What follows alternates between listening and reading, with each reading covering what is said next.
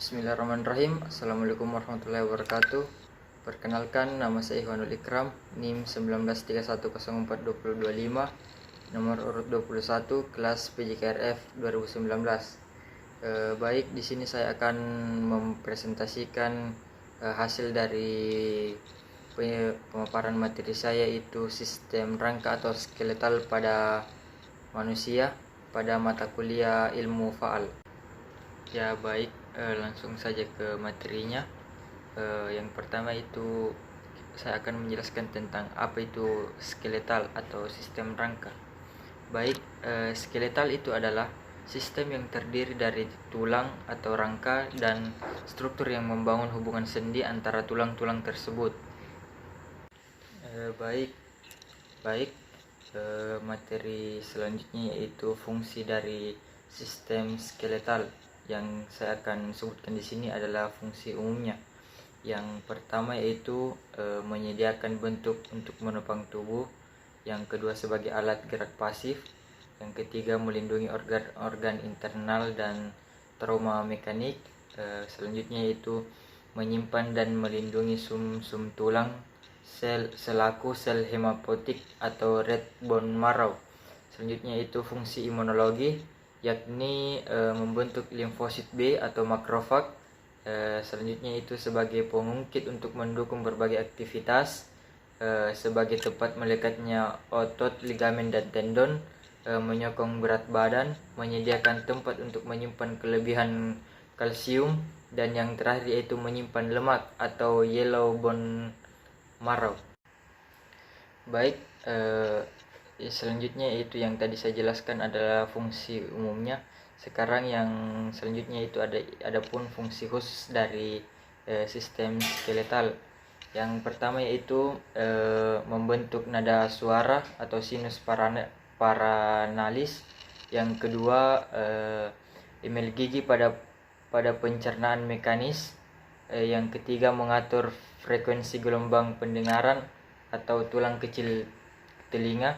Yang terakhir yaitu mempermudah proses kelahiran pada panggul wanita. Ya, dalam materi sistem skeletal kita di sini membahas tidak luput dari tentang tulang.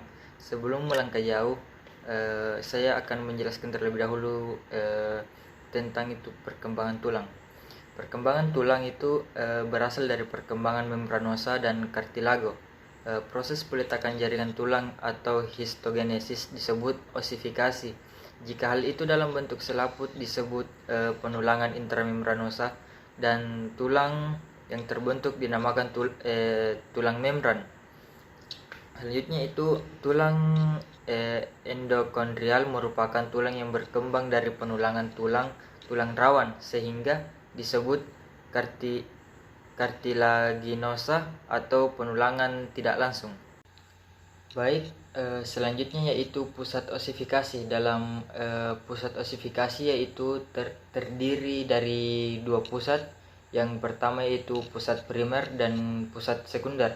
Pusat primer adalah yaitu ketika timbul sangat dini dan kehidupan janin disebabkan akibat rangsangan genetik. Kemudian pusat sekunder itu terjadi pada ujung tulang panjang dan tulang besar setelah kelahiran.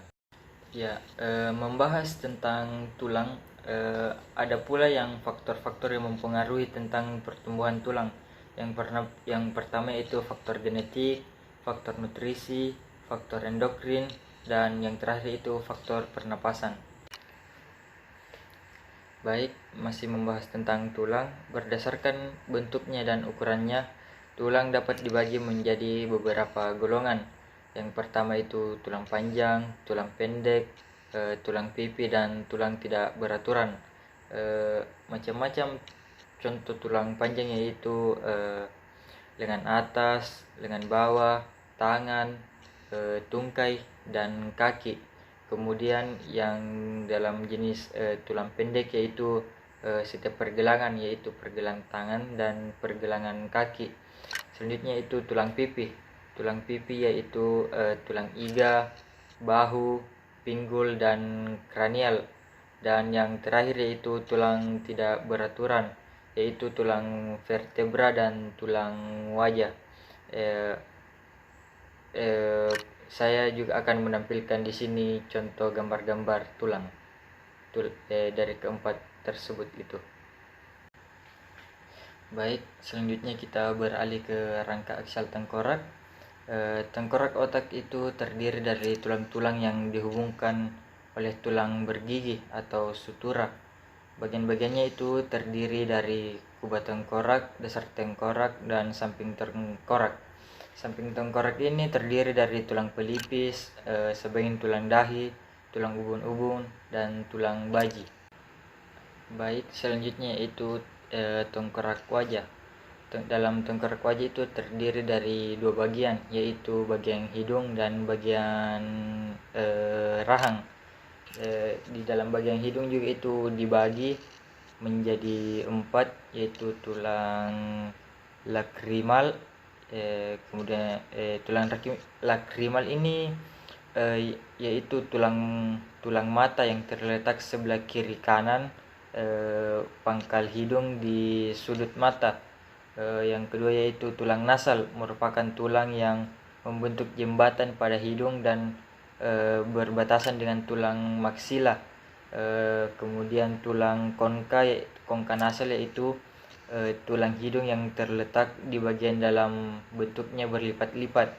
Yang terakhir yaitu septum nasi, yaitu rongga hidung yang merupakan saluran tulang tapis yang tegak. Kemudian itu bagian rahang. Bagian rahang juga itu terdapat 5 bagian. Yang pertama itu tulang maksilar, terdiri dari tulang bagian kiri dan kanan yang bersatu membentuk sebuah lubang udara besar yang berhubungan dengan rongga hidung. Di bawah tulang ini terdapat proses alveolaris, tempat melekatnya urat gigi. Yang kedua yaitu tulang zygomaticum, merupakan tulang pipih yang berartikulasi dengan tulang frontal, temporal, dan maksila. Yang ketiga yaitu tulang palatum, merupakan tulang langit-langit. Yang keempat tulang mandibularis, tulang kiri dan kanan bersatu di pertengahan dagu. Bagian depan membentuk proseus korakoid, tempat melekatnya otot kunyah, dan kondilus membentuk persendian tulang pipi. Kemudian yang terakhir yaitu tulang hyoid, yaitu tulang penggerak lidah yang terletak di pangkal leher di antara otot-otot leher. Ya baik, selanjutnya yaitu kolumna vertebra. Dalam ini bagian-bagian ruas tulang belakang juga dibagi menjadi 2, yaitu badan ruas dan lengkung ruas. Badan ruas ini terletak di depan berbentuk tebal dan kuat. Kemudian lengkung ruas ini terdiri dari 3 prosesus. Yang pertama itu prosesus spinosus, terdapat di tengah lengkung ruas menonjol ke belakang. Yang kedua prosesus transversum, terdapat di samping kiri dan kanan lengkung ruas. Dan yang terakhir yaitu prosesus artikulasi, membentuk persendian antar tulang belakang. Selanjutnya yaitu toraks. Toraks merupakan rangka yang menutupi dada dan melindungi organ-organ penting di dalamnya.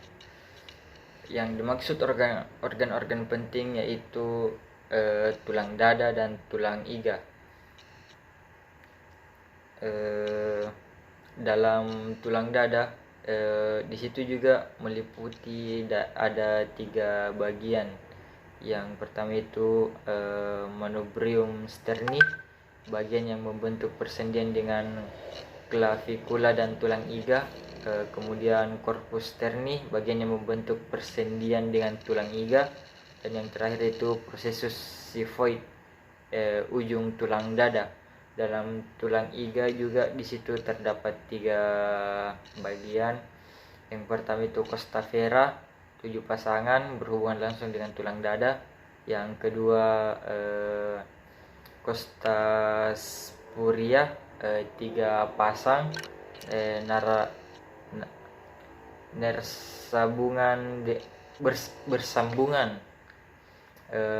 bersambungan dengan costa vera ruas ke-7. Dan yang ketiga yaitu costa fluitantes, di sini terdapat 2 pasang tidak berhubungan dengan tulang dada. Ya baik, yang terakhir yaitu rangka apendikular. Rangka apendikular ini terdiri juga dari 2 bagian, yaitu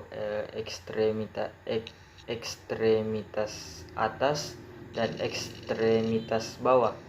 Dalam ekstremitas atas itu terdiri atas tulang scapula, clavicula, humerus, radius, ulna, carpal, metacarpal, dan tulang-tulang phalanges atau yang juga gelang bahu. Dalam selanjutnya itu ekstremitas bawah. Ekstremitas bawah ini juga terdiri dari tulang coxa, pelvis, femur, tibia, fibula, tarsal, metatarsal, dan tulang-tulang phalanges. Baik, itulah tadi mungkin yang saya dapat paparkan pada materi ini. Kurang dan lebihnya mohon dimaafkan.